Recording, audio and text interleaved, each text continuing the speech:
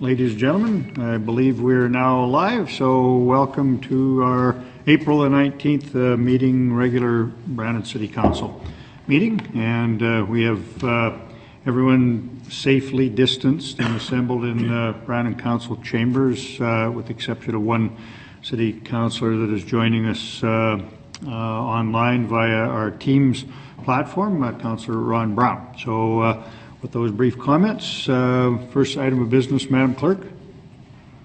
Roll call, Your Worship. I have taken the roll and all members of Council are present, including Councillor Brown, who is joining us virtually. Thank you. Next item, please. A motion to adopt this evening's agenda. Moved by Councillor Lupke, seconded by Councillor Parker. Any changes or additions? Seeing none, we'll call for the question. All those in favor? Opposed? That is carried. Next item, please. Under the order of recognitions, Your Worship, I believe we have a special recognition of Mr. Hammond.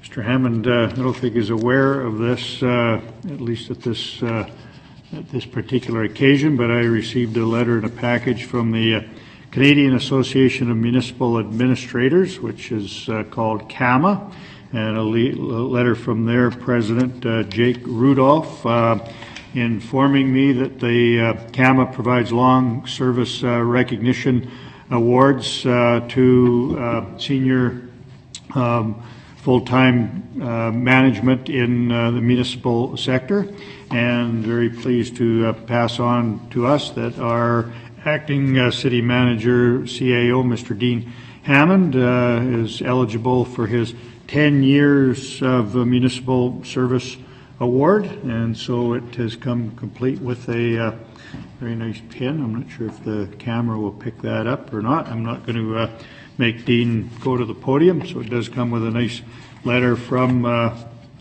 again, Jake Rudolph, the president of CAMA. And so on behalf of City Council and the citizens of Brandon, congratulations, Dean, and take that and wear it proudly and frame the letter, and there you go. Okay. Thank you.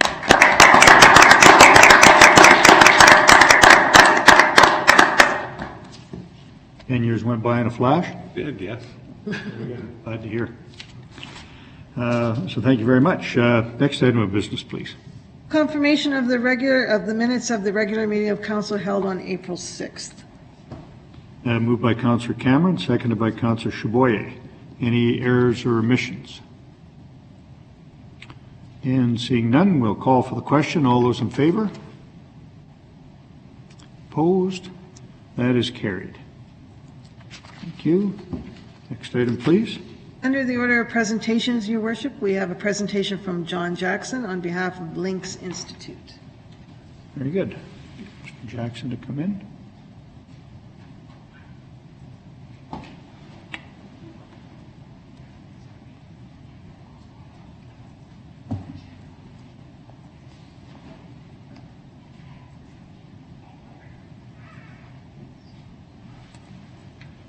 Good evening. Welcome, Mr. Jackson. Hey, good evening, His Worship. How are you? I'm very good. I had to stop and think if I was to call you Mr. Jackson or Dr. Jackson. Not I don't quite. think we're not quite there yet. So, I've still got a couple of years to go. okay, very good. Carry on.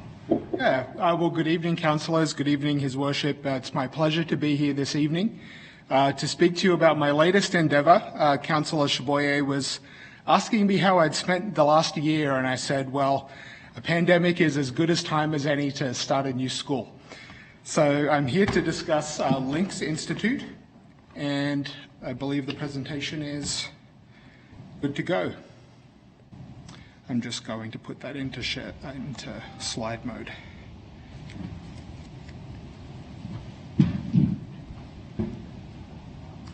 So what is Links Institute?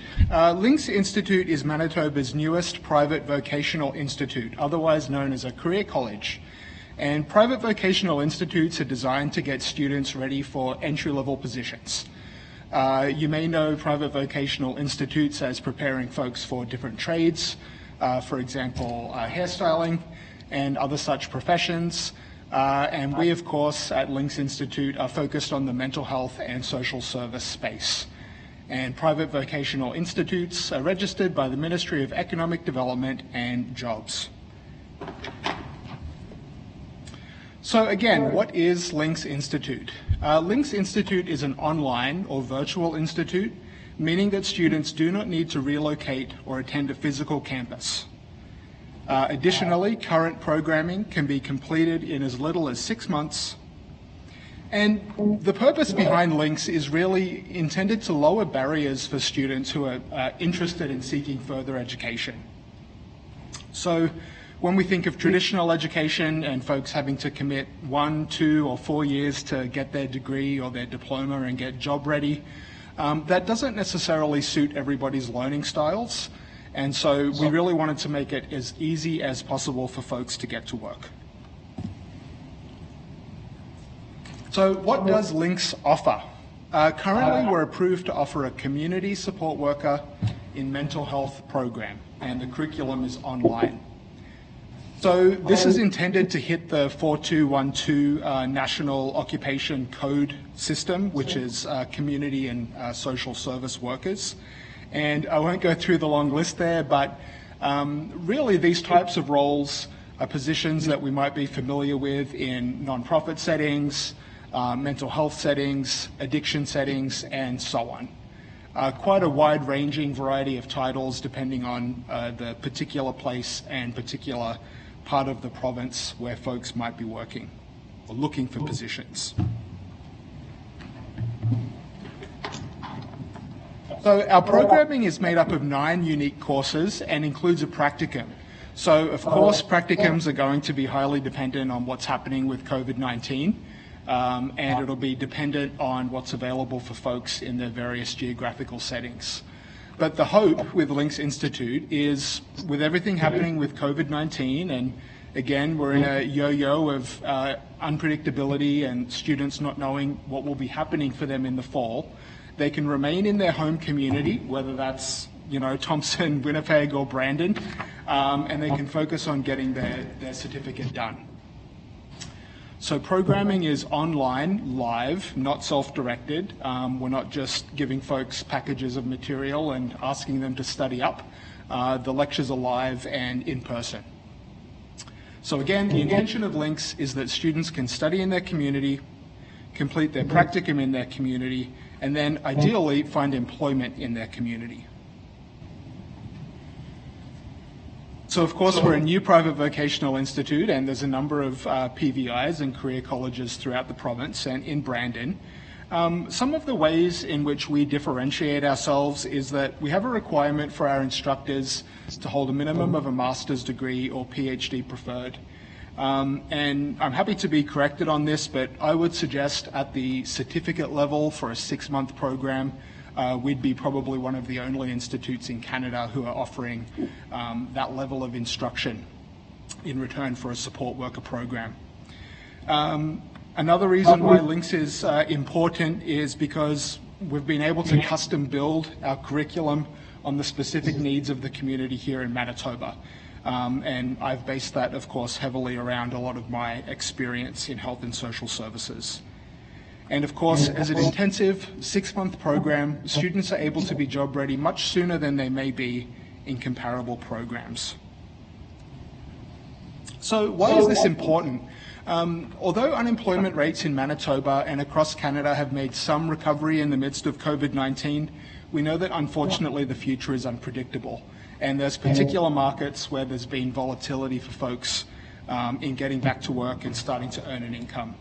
So many people might find themselves without work or in a position where they'd like to earn a new set of skills, and entering the mental health support work field or similar areas is one way to do this. What we know about COVID-19 and sort of the landscape that's created, unfortunately, is that positions in health and social service fields have continued to grow. And so this would be a particularly apt opportunity for folks who are looking to retrain. And finally, 1, 2, or 4-year programs don't necessarily suit everyone's learning style. We introduce an option for folks without having to commit themselves to a protracted length of time. So who should consider becoming a Links Institute student? Young adults considering their future career trajectory. Committing to a 6-month program may help people to understand a field before they sort of immerse themselves into it.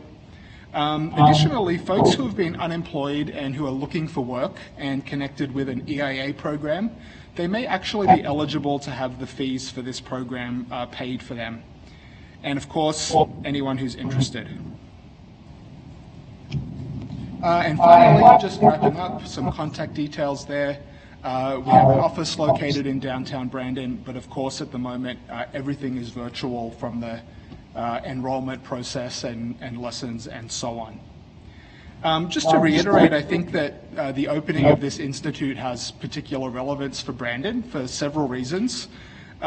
First of all, I think it's great that we can have a bit of a claim to fame and say that we have another educational institution as options for folks. And also in terms of our unemployment numbers and options for folks to get back into the labor market, I think this will be a great option for those who are interested. Thank you very much. Thank you very much, Mr. Jackson. I will open up the floor for questions that any member of council may have. It was a very thorough explanation, well done. So we'll see if there are questions. And it was also preempted because we could read about it in the paper today. So. And Councillor Chaboyer. Thank you, Your Worship, through to the presenter. Is this program going to be available also for employers or, for example, group homes that are already operating and there might be somebody that just got on casually but doesn't really have, recognized skill set? Would this program be available on a part-time basis, or maybe something that employers would be willing to pay for their tuition for this course? Yeah, thank you, Councillor Chaboyer. So a couple of things. Firstly, yes, students can take the program on a part-time basis. And having been, in my previous position with Samaritan House and employing and recruiting lots of folks at different times, we know that even in the pre-COVID labor market, it was challenging to find folks who had education and experience in these fields. And so I think Links can, now we're in a far more competitive labor market, Links can potentially give candidates a bit of a heads up. And then secondly, in addition to the certificate, we'll offer customized workplace training around mental health, working with folks experiencing addiction and so on. Good, thank you. And Councillor Berry. Thank you, Your Worship, through the Speaker, Mr. Jackson. You said your program is based on a lot of experiences based even in Brandon and Manitoba, and it's kind of geared towards that. But can somebody outside the province, like our service area kind of covers a lot of southeastern Saskatchewan, so could people from there sign up for something like this? Like, is this strictly for Manitoba residents, or is it kind of open for anybody who wants to take it? Thank you, Councillor Berry. So, as a registered private vocational institute, anyone across the country can take this program with Links Institute. What will be variable for them is whether their provincial funding and so on might cover it. But certainly there's no restrictions on anyone taking this program.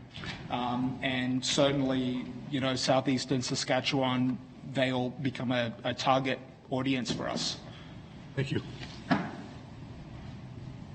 And any other questions?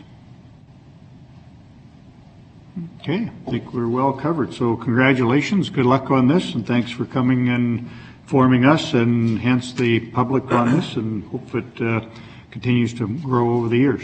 Thank you very much. Yeah. A motion to receive would be in order, please.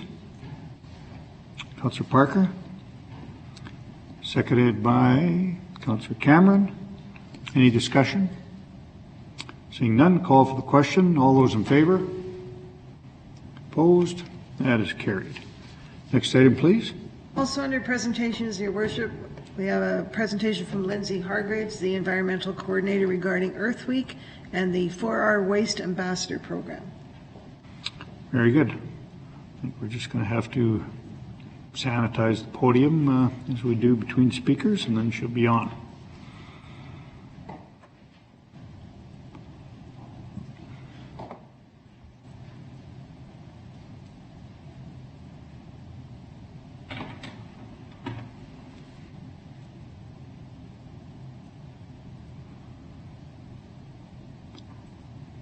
I think we'll have to get practiced in some kind of songs for these interludes.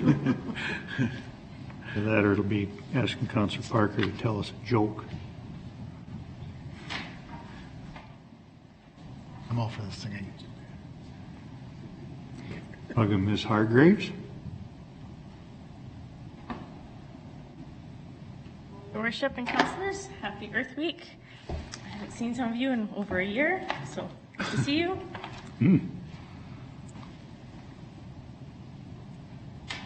So today I am going to talk to you about Earth Week. Earth Day is on April 22nd, and there's a few different things going on that I thought you might want to be aware of.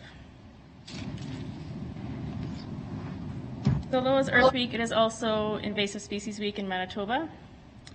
Downtown, you'll notice that there's bans on the ash trees. That is an educational campaign for emerald ash borer, forest invasive species that rapidly kills ash trees, and we have a significant number of them in Brandon. In 2017, the species was found in Winnipeg, and so far it continues to just stay in Winnipeg. The city continues its EAB monitoring program, putting up 40 traps throughout the summer months. That'll go and start in June and then be ended beginning of September. Also with Invasive Species Week, we do have Dutch elm disease in the province.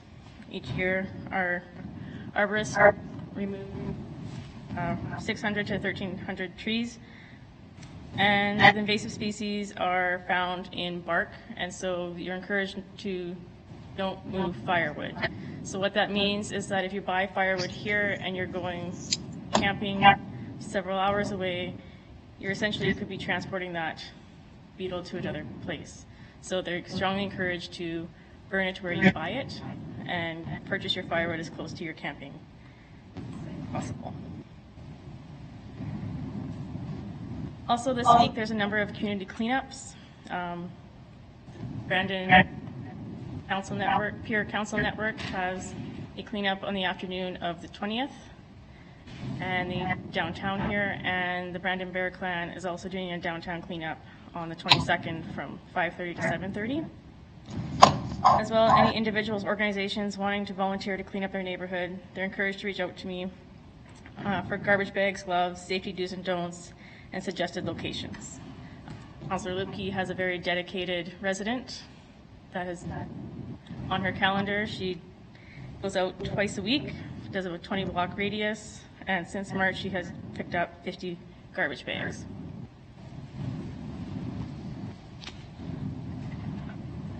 As well, this year, this summer, you will be seeing a lot of different messaging on garbage recycling and green card education. This comes from council deliberations where additional money was allocated to environmental initiatives to educate on waste reduction.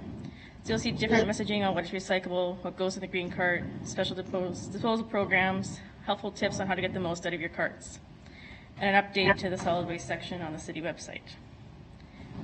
Or will be presented to that at a later time. But I also want to talk to you tonight about a program that was supposed to be launched last year, and we finally got to do it today, the 4R Waste Ambassador Program. This has stemmed from the successful Waste Reduction School Challenge that Worship has been a part of. We decided that after 8 years and going to schools, that is still great, but we want to do more outreach. So we met with our funders, MMSM, Multi-Material Stewardship Manitoba, and signed on to a three-year pilot program to educate and train those who want to help make their community more green. They can become waste ambassadors and then spread the word in their community in various activities. Once trained, ambassadors are encouraged to complete 30 hours of volunteer time towards engaging the community on waste diversion. Volunteer ambassadors are equipped with materials, posters, promotional items to help residents to reduce, reuse, recycle, and rethink. Involvement can be as simple as putting up posters in your workplace, apartment complex, neighborhood, and answering questions, or it can be on a larger scale, such as organizing a battery drive for recycling, textiles. The extent of the involvement is entirely up to the individual. If you're between the ages of 8 and 12, you can be a junior ambassador, but your parent or guardian is also going to be helping you earn those 30 hours of volunteer time. And then any ages from 12 to 18, you just have to have a parent or guardian sign off. and it's open to all ages to be part of this program. And if successful, then this could be, MMSM will look at implementing it province-wide.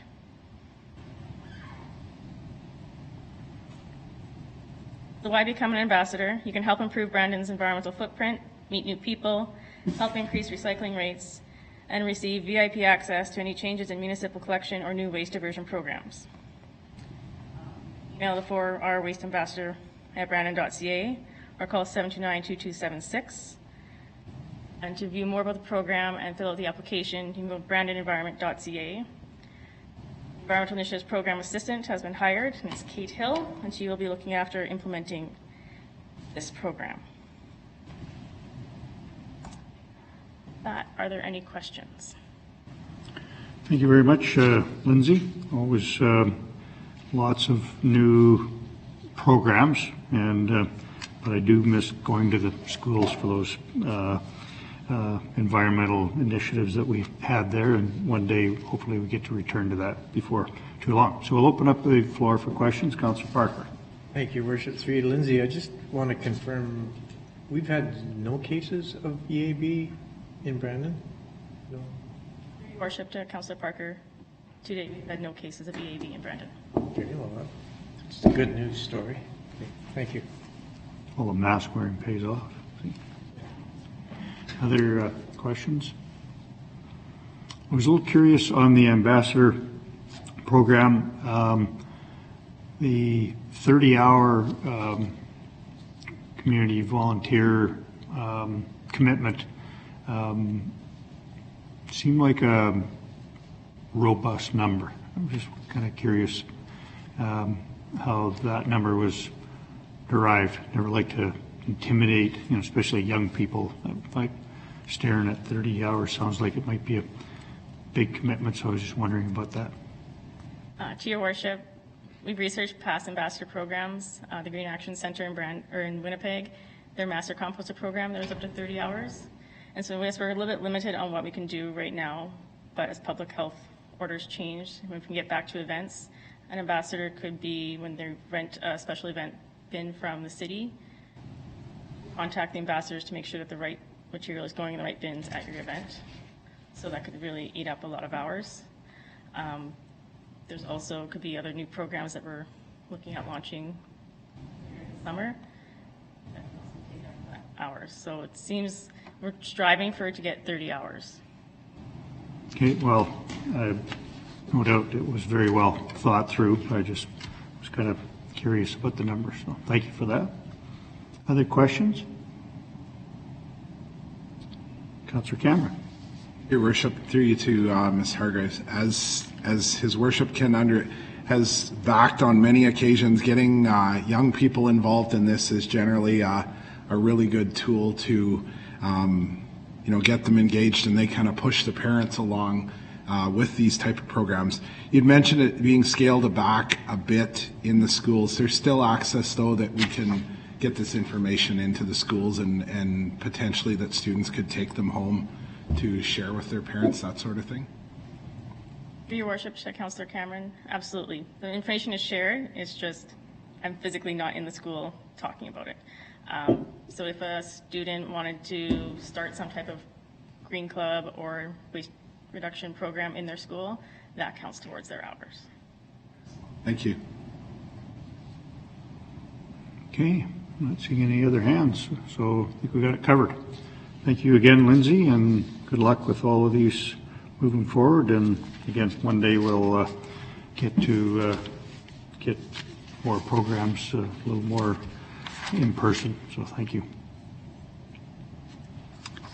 Motion to receive would be in order, please.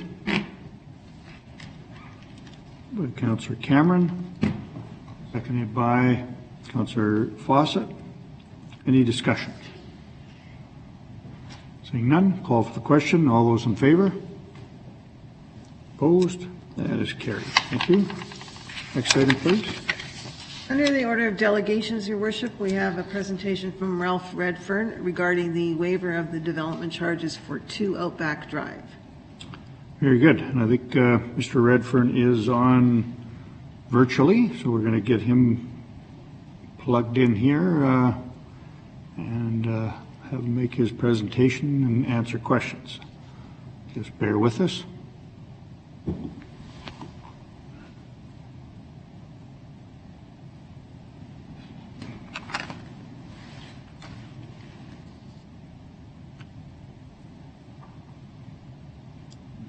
Okay, we're good now, Amber?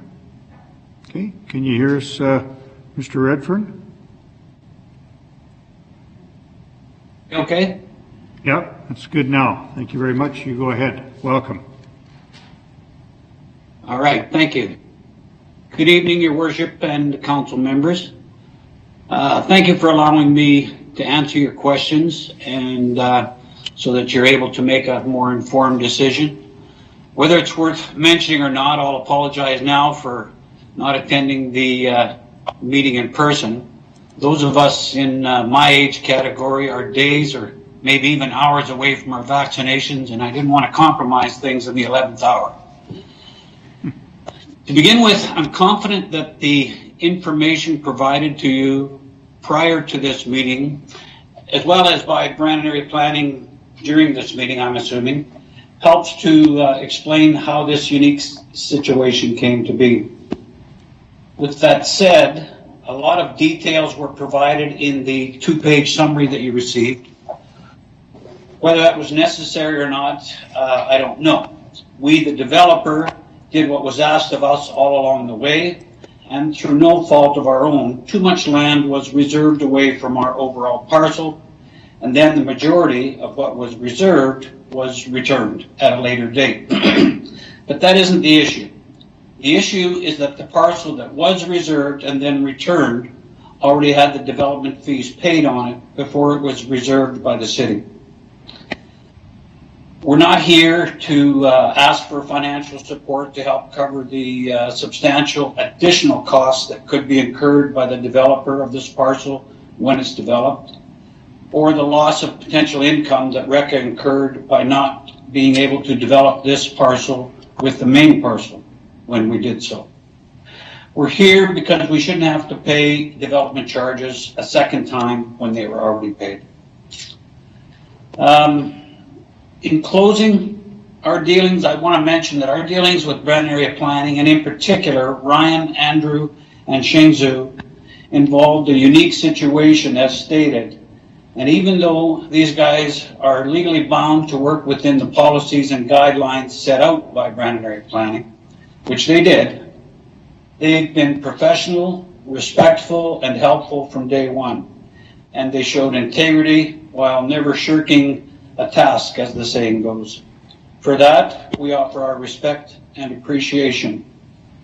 With that said, free to take any questions you may have. Thank you very much, Mr. Redfern. Indeed, your 2-page summary was very helpful and detailed, so we appreciate that. So we will open up the floor for any questions that any councillor may have of Mr. Redfern. Of course, this will come up again later on our agenda, and we'll be able to hear from our own administration, but at this point in time, it's to hear from our delegation of Mr. Redfern. So any questions, you could ask them now. I could. Go ahead, Councillor Fawcett. Yeah, through your worship to Mr. Redfern. When we were first given our package, I read through his piece first. There might have been a few questions, but if we go further down on the agenda, the department gives quite a bit of detail that does answer all the questions that I would have had. So I'm pretty good with all that, and may not have even needed yourself, Mr. Redfern, to make much of a presentation, because it was conveniently quite detailed by staff in their analysis. So we got a pretty thorough understanding. But it'd be nice to see a development go there at some point. Thanks for that, Councillor Fawcett. Any other questions anybody may have of Mr. Redfern before we thank him for his presentation? And again, we'll be dealing with this later on the agenda more formally. Not appearing that there are any. Thank you very much, Mr. Redfern, for agreeing to come before us in case there were any questions. Again, your presentation was quite thorough, and your remarks, very professional, and we do appreciate the comments made about the planning department staff as well, and appreciate the fact that you've had a good working relationship with them. So thank you very much, Ralph, and we will deal with this shortly later on the agenda. So you can continue to follow along, and appreciate it.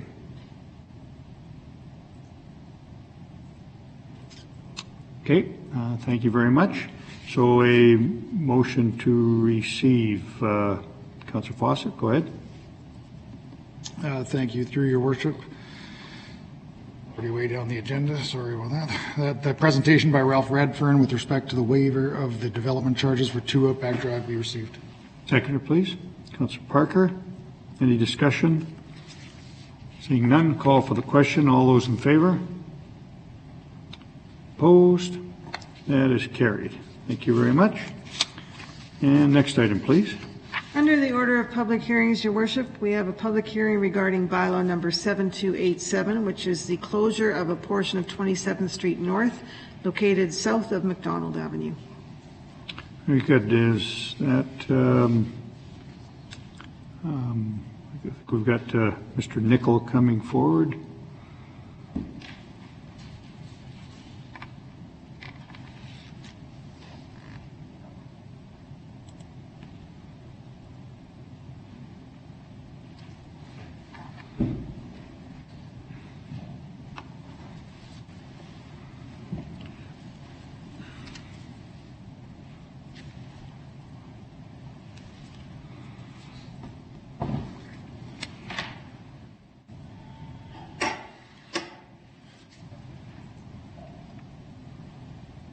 Thank you, Worship and Council. So just in case anyone's tuning in, we'll just touch on the main points of the public hearing.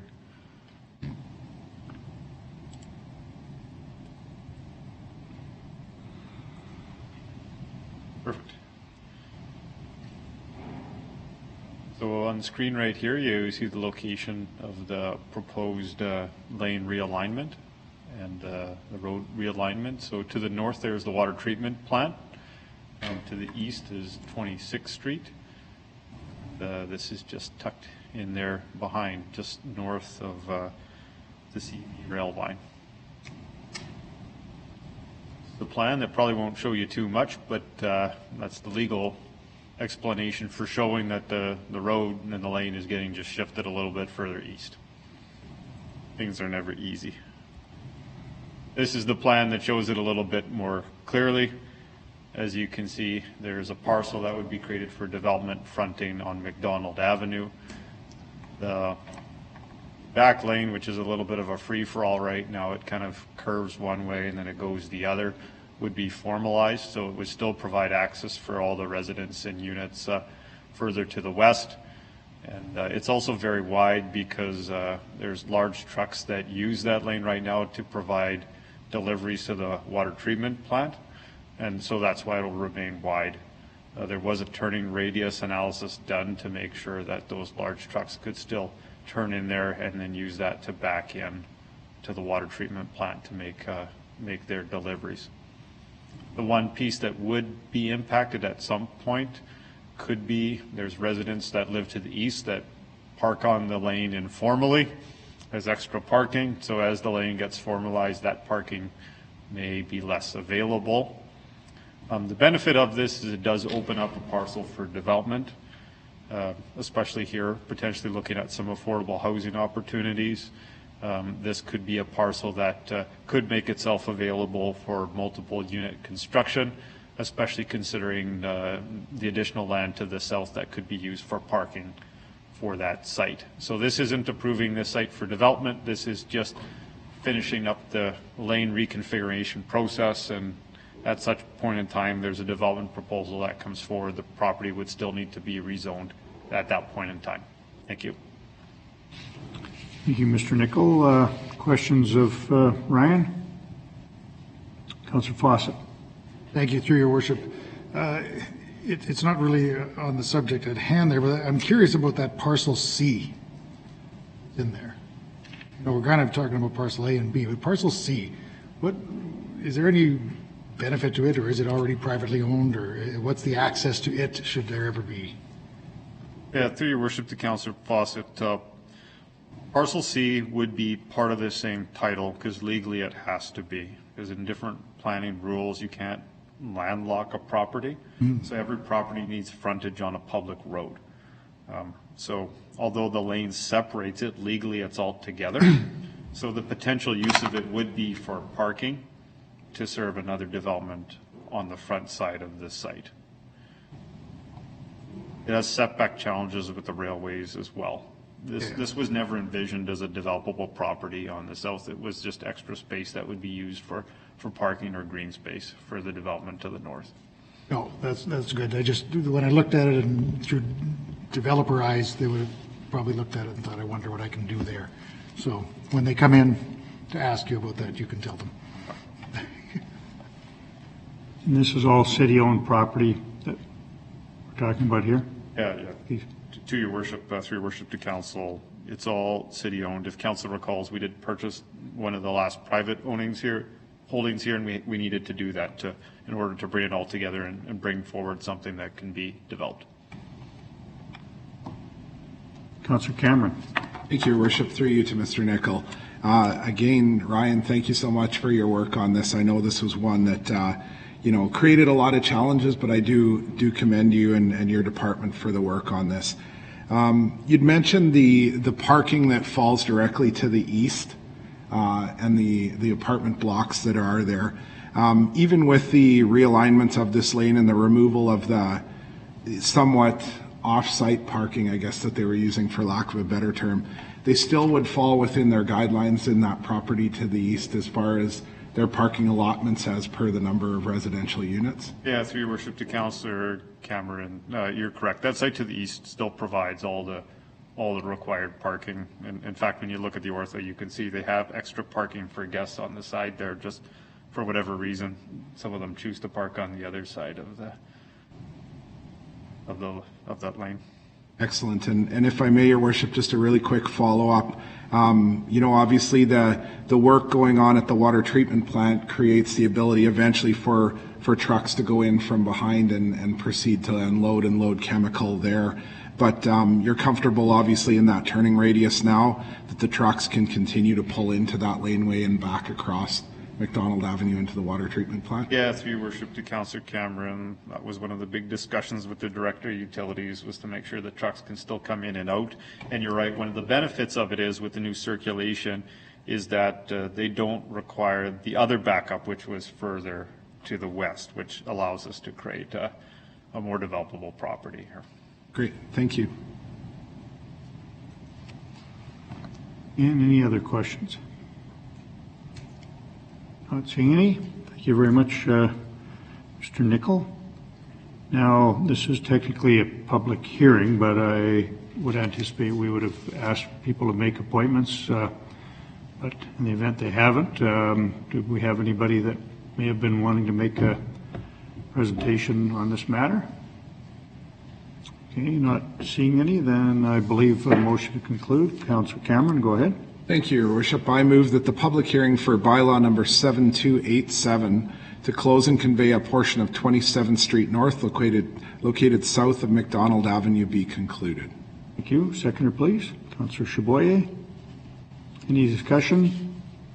Seeing none, call for the question. All those in favor? Opposed? That is carried. Next item, please.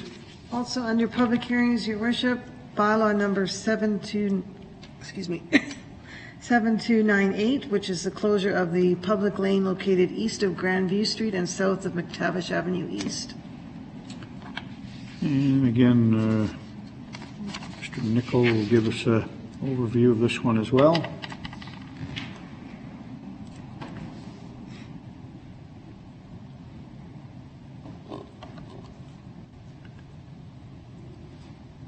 Your Worship, to Council, this one will be even quicker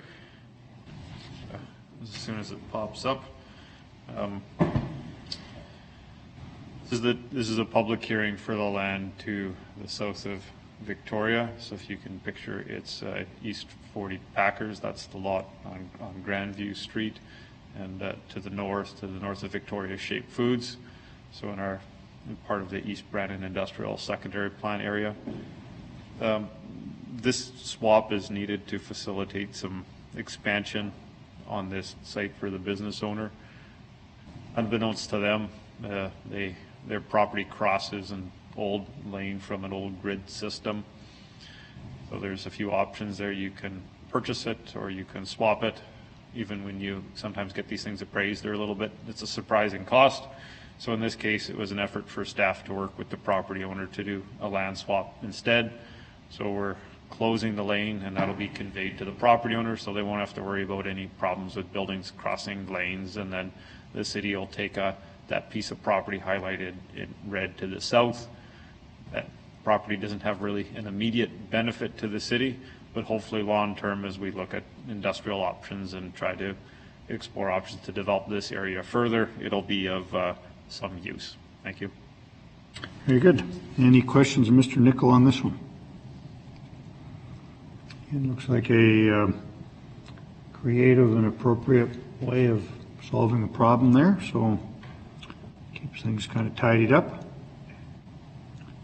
Not seeing any other questions. Again, we'll take the same approach. We weren't made aware of any speakers for this public hearing, so it would be appropriate to close the hearing as well. Is that in Councillor Parker or Councillor Chaboyer's ward? Councillor Chaboyer, you want to? Okay, Your Worship, I move that the public hearing of bylaw number 7298 to close and convey the north-south public lane located east of Grandview Street and south of McTavish Avenue East be concluded. Seconder, please. Councillor Parker. Any discussion? No, Your Worship. Not seeing any. Call for the question. All those in favor? Opposed? That is carried. Next item, please. The order of committee reports, Your Worship. Weren't formally made aware of any, but we know there may have been a few committees. If there were any verbal reports, we could take them now. Okay, not seeing any. Thank you. We can move to the next item, please. The order of inquiries, Your Worship. And Councillor Cullen. Thank you, Your Worship. This inquiry is in regards to the safety of the crosswalk located at the intersection of Fotheringham Drive and Victoria Avenue. There's a crosswalk that serves children going to River Heights School from the south at this intersection, with more apartments being constructed to the south of Victoria. This will add to the crosswalk, busyness of the crosswalk and traffic at this intersection. The problem is the traffic on Victoria Avenue is accelerating as it leaves town, and the traffic coming in from number 1A is still decelerating as they enter into the city. So instead of any other crosswalk in town being at a 50-kilometer zone, this one is probably sitting at about 65, somewhere around in there for the average person or the average traffic that's going along there. I have also heard from the school bus drivers that it is hard for them when they're climbing up this little incline when it's icy during the winter. And so therefore they're concerned that they're trying to accelerate up this little hill and not being able to do that with traffic coming at them accelerating in both directions. We would like this revisited, as I have brought this concern up before. I know that this is Victoria Avenue is a provincial road, so therefore that discussion would have to happen with the province.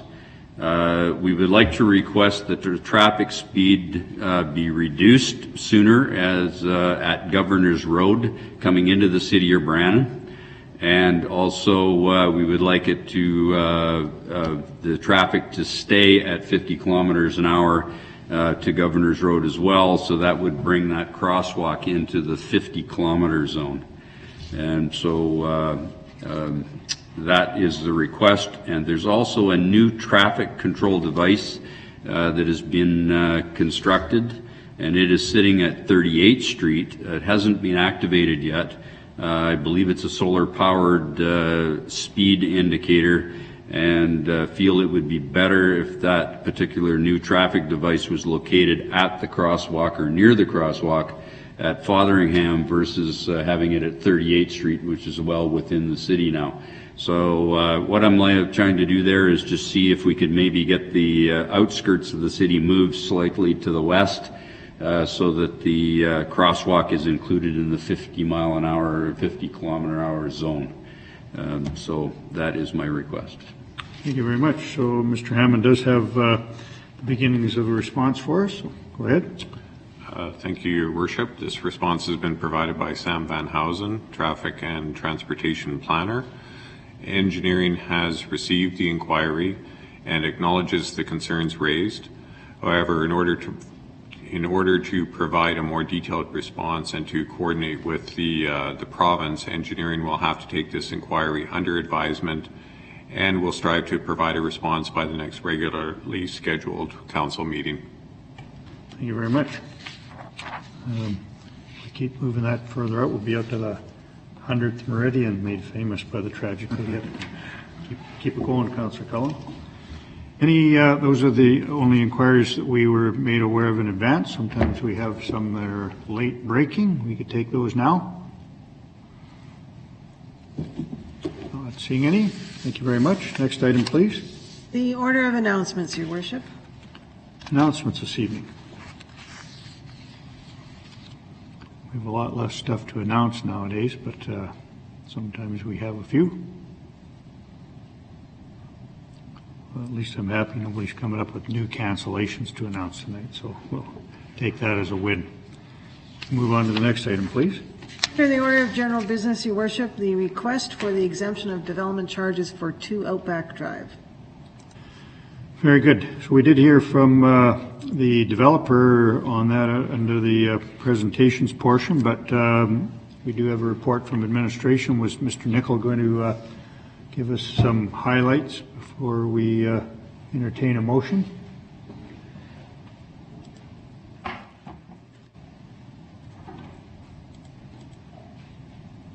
Thank you, Your Worship, through the City Council.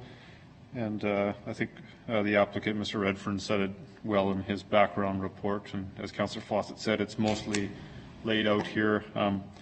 But in short, certainly City Administration recommends in accordance with City bylaws, which is why we recommend that development charges apply.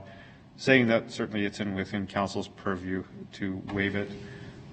We don't feel that this creates a precedent for other developers, and certainly, hopefully, it's not interpreted like that.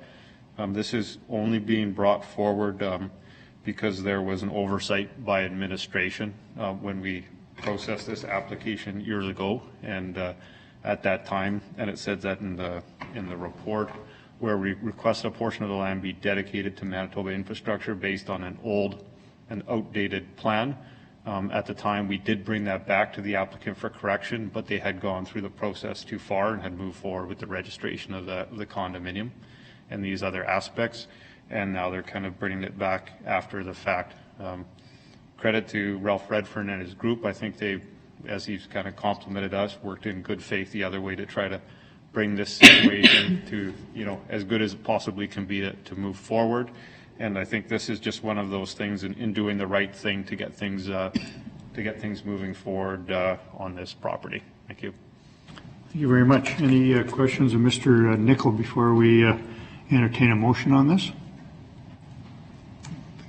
I think it's fairly straightforward. And there's been lots of detail provided by both the developer and your department, Ryan. So I think Council has everything they need to take it from here. Thank you very much. What is Council's wish? Councillor Fawcett?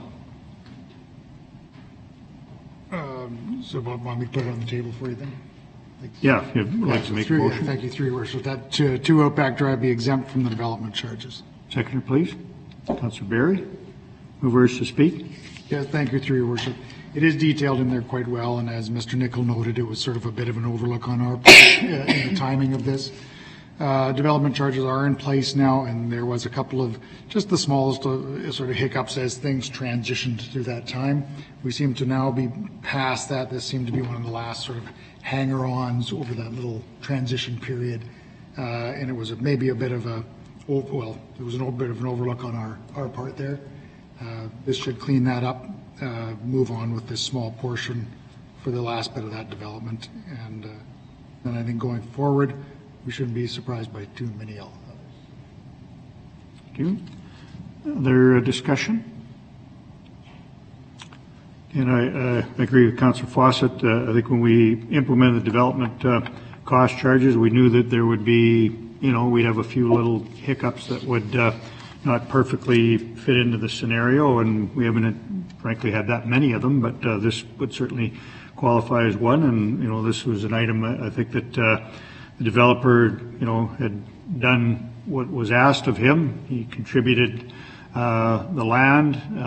Then as the final design for that highway was completed, they discovered that they had over asked for land, and some of the land went back to the developer, which should have originally been included in the original development. So it would be sound logic that it really be within the original design or development parameters of the day, as opposed to taking on additional development cost charges as been noted. So this seems like certainly the most appropriate, fair approach to this.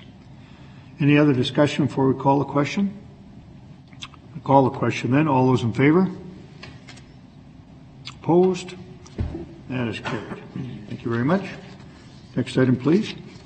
Is an application to subdivide properties in the 700 block of Franklin Street. Very good. We'll get Mr. Nicol back. It's kind of your show tonight, Ryan. Yeah, thank you, Worship. I'm sure you'll get sick of me by the end of this, but we'll keep it moving. So this is the subdivision on Franklin Street. So Franklin Street's the Habitat for Humanity development to the south of Van Horn Avenue, and they've been progressively building out those blocks that were provided to them by the city many years ago. One of the things that they've been looking at is how to use land a little bit more efficiently to provide housing for as many people as they can. And part of that is looking at their lot configuration.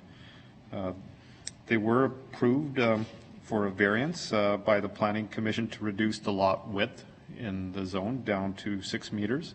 Now 6 meters I'm sure seems very narrow, and it is much narrower than our typical lot, but it also serves their building form, which is to create units that share a common party wall. So that's semi-detached. That just means they share the wall down the property line. And it is also possible because of the rear lane. So all the parking's from the lane. So it's not like you have the narrow lots and you're trying to park from the street. That'd be quite busy. But coming from the rear lane is typical of some other townhouse style developments we see in the city. The only difference is most of these are on private streets, where this one's on a public street. We didn't receive any objections or feedback through the process. And for most of the other clauses, they're pretty typical. As is typical with most of the developments in the area, since it is a methane gas zone 2, there needs to be some special barrier put in during construction, as well as cash in lieu for parks and schools. With the hydro poles to the rear of site, some of them are in the way of some of the parking, so they just have to make sure when they're locating parking, they're not having a hydro pole that's in the way. Other than that, no other information to share. Thank you. Thank you. Any questions, Mr. Nicol? I have to admit your explanation about the shared party wall was previously lost on me. I was thinking these 20-foot lots were getting a little narrow, and if we had to have 4-foot setbacks on each side, that would have only left a 12-foot wide building, which is getting a little bowling alley-ish. And but now understanding that they share party wall, that increases at least a 16-foot wide for the dwelling, which is certainly a little more workable. So glad you explained that. Any other questions of Mr. Nicol? Good project. Seeing any? Thank you very much, Ryan. And I believe this is Councillor Parker's ward, so go ahead, please. Your Worship, I would move that the application to subdivide 722, 726, 730, 734, 738, 742, 746, 750, and 754 Franklin Street, lots 2 through 10, Plan 58381, BLTO, to create 4 additional lots in the residential moderate density zone be approved, subject to the owner or successor entering into a development agreement with the City of Brandon with the following conditions as listed, 1 through 6, and further that subject to meeting all of other necessary conditions and requirements of subdivision, that the designated signing officers are authorized to sign and seal the final certificate of approval. Seconder, please. Councillor Lupke, mover wish to speak? Just very briefly, this is a good sign that we're going to have several new dwellings in this area and continue to see the Habitat work with the community to provide homeowner opportunities and some good infill for the city. Very much. Other discussion? I would like to just toss in a little bit of a human interest. I think some other councillors may have had the occasion, but certainly as the ward councillor, Councillor Parker and myself have had the privilege of attending a lot of what they call the key ceremony. After the house is built, they have a ceremony to hand off the keys to the new owner. We attended one just quite recently, within the last couple of weeks, that they had to do virtually. All the rest of them had the occasion to be at the home and with the family. And I'll say that you get very few more moving occasions than seeing new families. And they put a lot of sweat equity into the project as well, and taking over.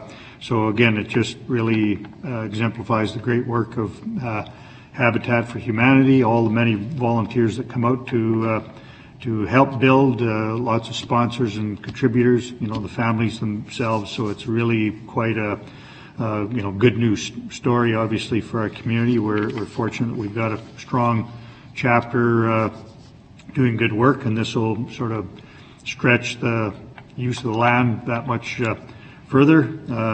It was on the council, previous time I was on council, that we contributed this area to Habitat at the time, and it's just very gratifying, I think, to all of us to see that get built out. So I just want to talk about that kind of human side of, sometimes we're just kind of looking at these developments are just kind of lines on a map, but this a lot more to it than that in this one. So if there's not any further discussion, I think we're ready for the motion. All those in favor? Opposed? That is carried. Next item, please. The request for additional funding for the flood protection subsidy program. And very good. Mr. Nichols coming for this one as well. Okay. You're wearing all the hats tonight, Ryan. Yeah, through your worship, the council, so now we're asking for money. Council brought this forward at the time of budget. I think it was brought forward by Councillor Berry as an item, was to bring a flood protection program, looking at some pumps and backwater valves, because there was a lot of residents that had problems with the high water events we had last summer. And I think it's a real positive story that we've had great uptake on the program. And we've already allotted $93,000 of the $100,000 in the first less than 2 weeks of the program. So I think there's credit to kind of the community and council for getting the word out there, and then residents for coming forward and taking part in it. I tend to try to take a positive outlook on these things. The last time we operated the program was 2015, and we provided $6,000 in total funding. So that was how few applications we provided. There's probably a few reasons for that, one of which is we're providing more funding this time around. So under the previous program, it was 60%, and now it's been up to 75%. We did that very intentionally because we wanted to make sure it was available to everybody. And by providing, I guess, a little bit of a higher top-up, we've gotten some better buy-in, as well as we've made it a little bit more flexible. There's only need for one quote. And I know our plumbing inspectors have been on the go, going to residents' property, taking a look at their situation and trying to provide some good advice on how to proceed. So I'm very pleased with the level of customer service our building group has put in, including the public plumbing inspectors and the manager of building safety. And I think this program has a lot of merit, and I'd like to see it continue, and hopefully council agrees. From an overall budget perspective, it's not that we're going to be in the negative. The request is to come from the reserve. So it's coming from the utility reserve. Now, of course, money doesn't come for free, so it's coming from somewhere. But it will allow us to continue providing grants to folks that need it, especially since most of the grants have been from the ward areas that were most heavily impacted. And I think that's a reflection of how much grant applications we've received.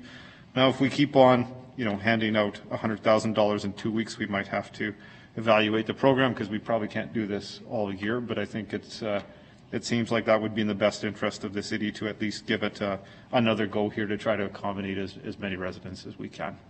Thank you. Thank you very much. It does sound like a success story, although Councillor Barry can speak for himself. I'm not sure if he would.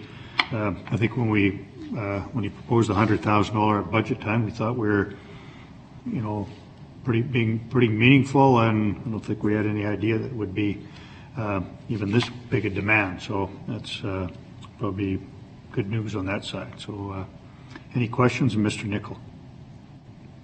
Councillor Cameron? Just one, if I may, Your Worship. Just for residents' info, this is a continuation, so the application remains open. There isn't like a second window where people will have to apply starting a certain date again. If council supports this funding, it's just a continuation of it, and residents continue to be able to work through the process or inquire about it.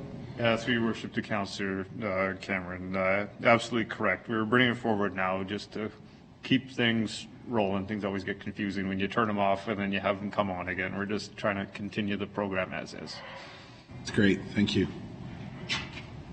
I wouldn't expect you to have any statistics at your fingertips, but just anecdotally, do we have much uptake? Because there was a possibility of a bit of a retroactive piece of this. Some people had, gone ahead and did what they had to do in there, and we didn't want them to be sort of, kind of left behind. So did we have some uptake from that sector? Yeah, through to Your Worship, we did. I don't know the exact amount, but I think there was at least a handful that came in kind of after the fact, and kind of we worked with them to make sure they're compliant with all the permits, and then funded them through the program. Good. Okay, if there's not any further questions, thank you very much, Mr. Nicol.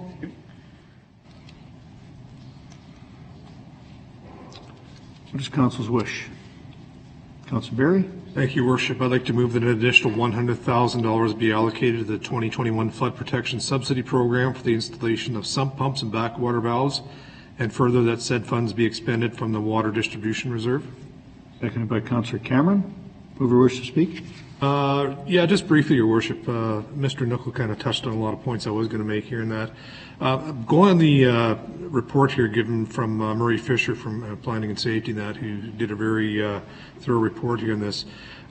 This program basically almost got all the money used up within 11 days, which was phenomenal. I mean, this is money well spent. I had the pleasure of talking to a lot of residents this weekend when I was out doing some other ward work, and actually around that whole area there. And shout out to Councillor Lupke for coming out and giving me a hand as well, because we spent the better part of Saturday afternoon, nice day, walking around the whole Willowdale area there. So, but had a chance to talk to a lot of people, and several of them mentioned to me that they wouldn't be getting this done if it hadn't been for the program. So they wouldn't be installing sump pumps and backwater valves if it hadn't been for this, because they just couldn't afford it.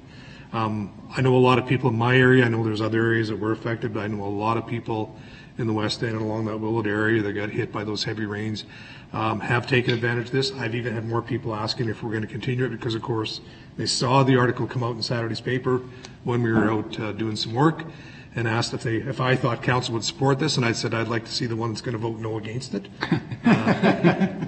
But it is very well received, and as Mr. Nicol pointed out, there may be a chance we're coming back and asking for more. and but it's a very worthy program for the residents.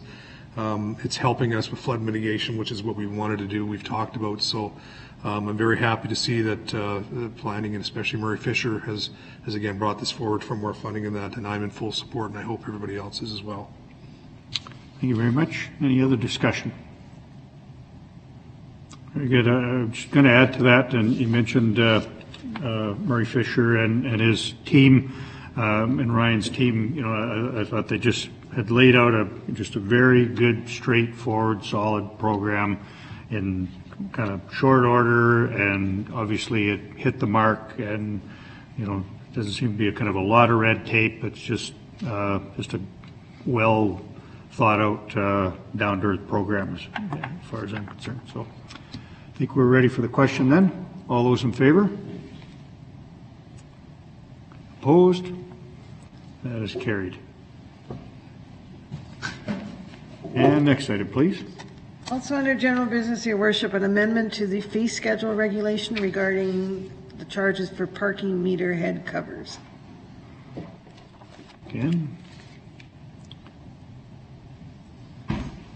Mr. Nicol, come on ahead.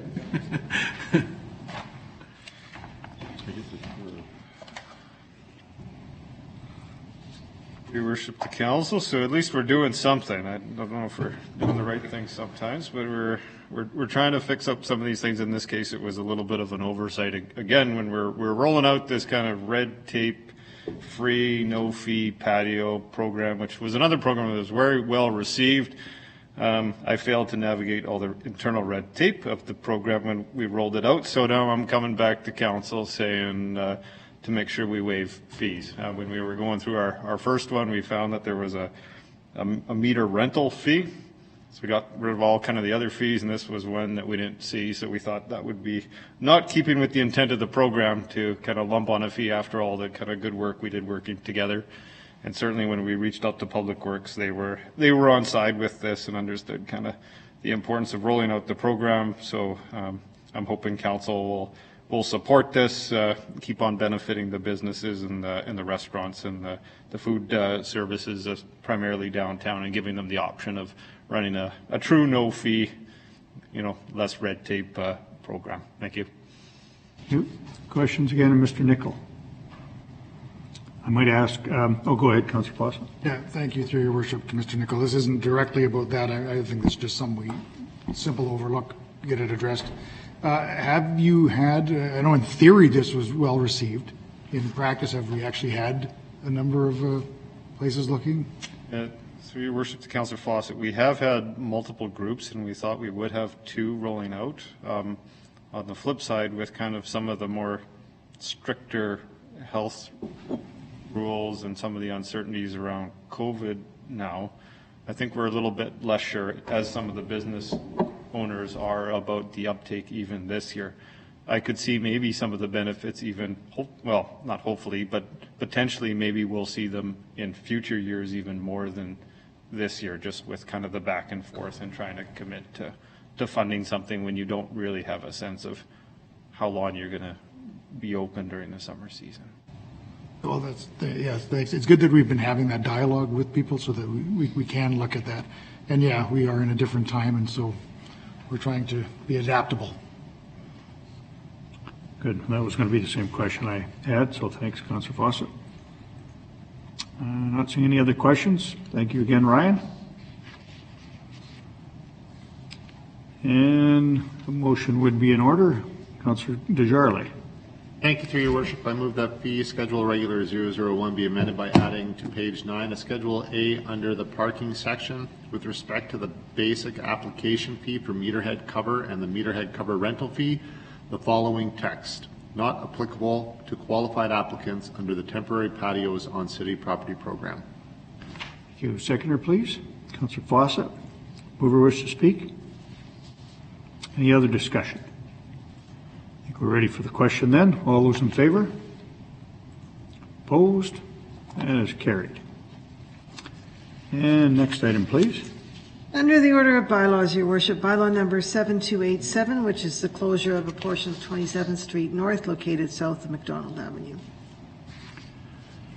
And Councillor Cameron.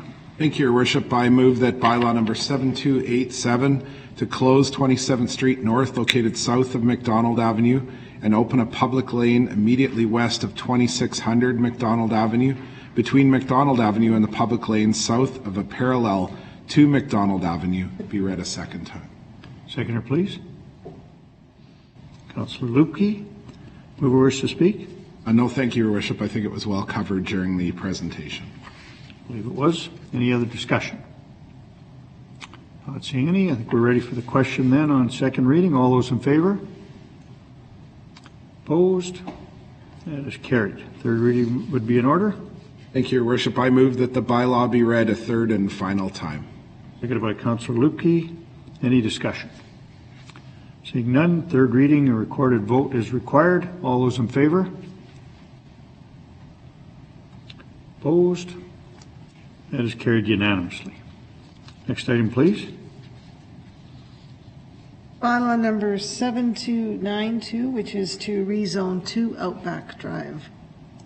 Councillor Fawcett. Yes, thank you. Through your worship, that bylaw number 7292 to rezone property located at 2 Outback Drive from development reserve zone to residential low density zone be read a second time. Seconder, please. Councillor Cullen, mover wish to speak? Yes, thank you. Through your worship again.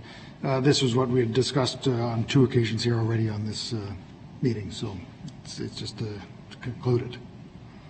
Yeah, well, really to bring it out of development reserve into a zone for development now, so it would be good as you were cheering them on. Hope to see something develop there. So, any discussion?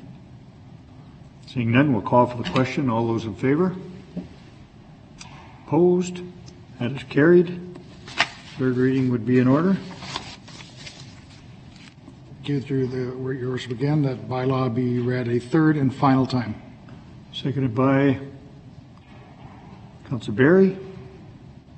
Any more discussion? Seeing none, again, third reading, recorded vote. All those in favor? Opposed? That is carried unanimously. Next item, please. Bylaw number 7293, which is to rezone property located at 733 17th Street East. And Councillor Chaboyer. Thank you, Worship. I move that bylaw number 7293 to rezone properties located at 733 17th Street East from development reserve to industrial general be read a second time. Yeah, that's all we do. Yeah, sorry. And seconder, please. Councillor Parker. Whoever wishes to speak.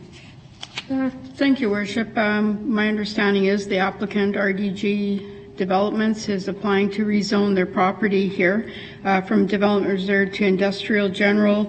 This approval will allow the developer to build a new commercial building on the site. Presently, it's a conditional use for parking, and they want to change all that to include the building and parking. Thanks for that explanation. Any further discussion? Seeing none, we'll call for the question. All those in favor? Opposed? That is carried. And the next reading, about third reading in abeyance, you could read, please. Okay, thank you, Worship. That the third reading of this bylaw be held in abeyance pending the owner or successor entering into a development agreement with the City of Brandon subject to the following conditions. 1, the developer agrees to pay a pro rata share of the initial construction costs of the wastewater main constructed in 2019, located in Dundas Street and Van Horn Avenue East in the amount of $9,180. And that administration be authorized to prepare a development agreement containing all the conditions and requirements to protect the city's interest in accordance with any procedures, policies, bylaws, and acts. Seconder, please. Councillor Parker. Who wishes to speak? No, Your Worship. Okay, again, this will come back to us for third reading after the development agreement has been developed. Ready for the question then? All those in favor? Opposed? That is carried. Next item, please. Bylaw number 7298, which is the closure and conveyance of the north-south lane located east of Grandview Street. Again, Councillor Chaboyer. Thank you, Worship. I move that bylaw number 7298 to close and convey the north-south lane located east of Grandview Street and south of McTavish Avenue East be read a second time. Seconder, please. Councillor Parker. Who wishes to speak? Yes, Your Worship.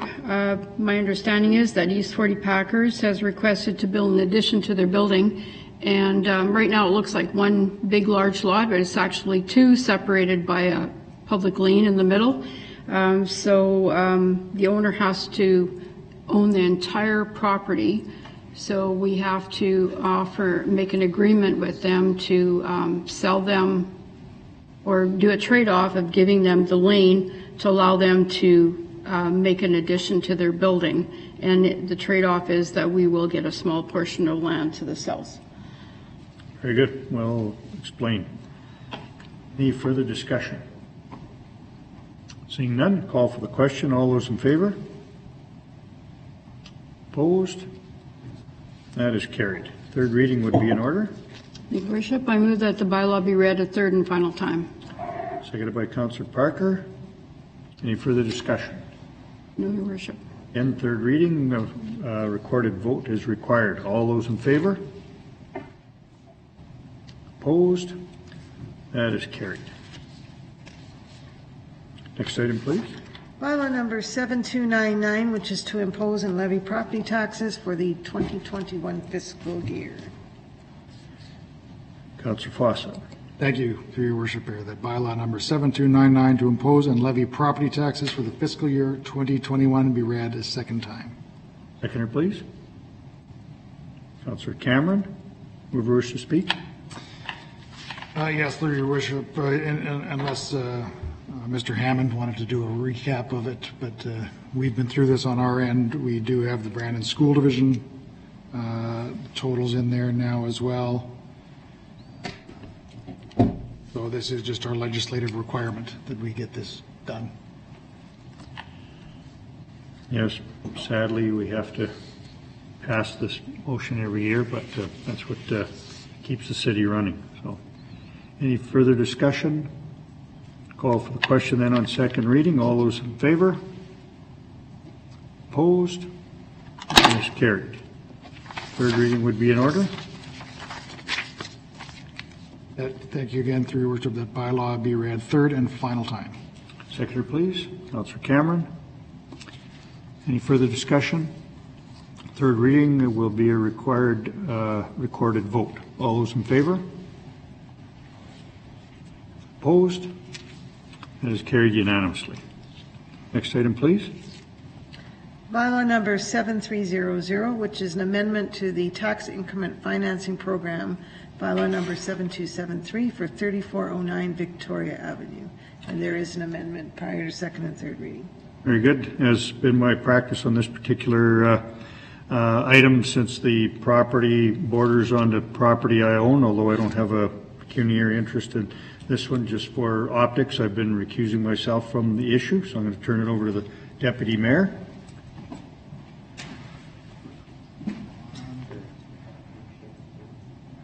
Okay. All right, thank you, Madam Clerk. Give His Worship a second, and then we'll move on with this item. So we will need a motion regarding the amendment. Councillor Cullen. Thank you, Mr. Deputy Mayor. I move that bylaw number 7300 to amend bylaw number 7273 TIF program for 3409 Victoria Avenue to relocate clauses to provide clarity to the terms and conditions of the tax incremental financing program for 3409 Victoria Avenue be amended by adding the following clause. 1E, section 10, by adding the words "and the execution by the director of any development assistant agreement requires to protect the city interest in accordance with this bylaw." Thank you, Councillor Cullen. We'll need a seconder. Councillor Barry. I would note, Your Worship, Acting Mayor, that Ms. Trudell is available if the council has any questions. Is there any discussion on the amendment?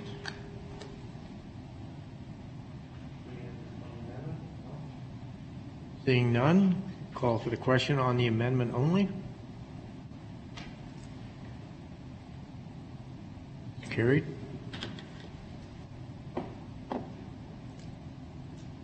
Now we'll entertain a motion on the amended motion. Councillor Collins. I move that the bylaw as amended be read a second time. Councillor Barry. Any discussion, any questions for Ms. Trudell? Seeing none, we'll call for the question then.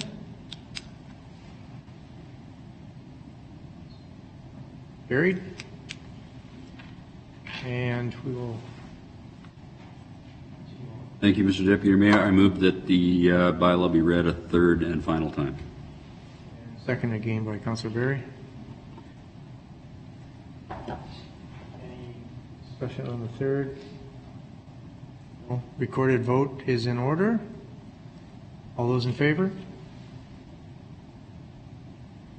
And we assume Councillor Brown is in favor, although we had technical issues there. No, it's okay. Oh, you've got it? Yeah. Okay.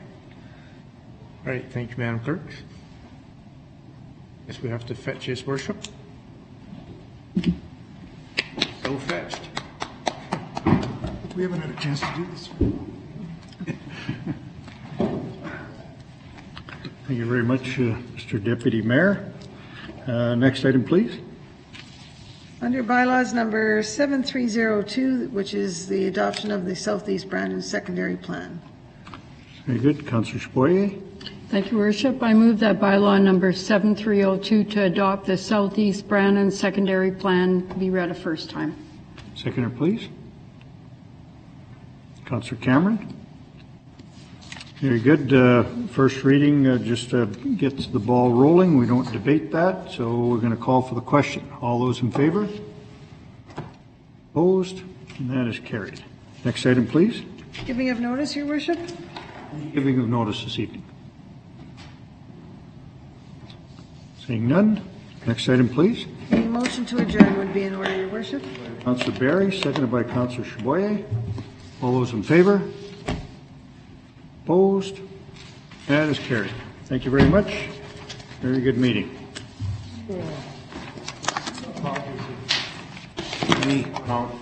Yeah, it's been terrible all day.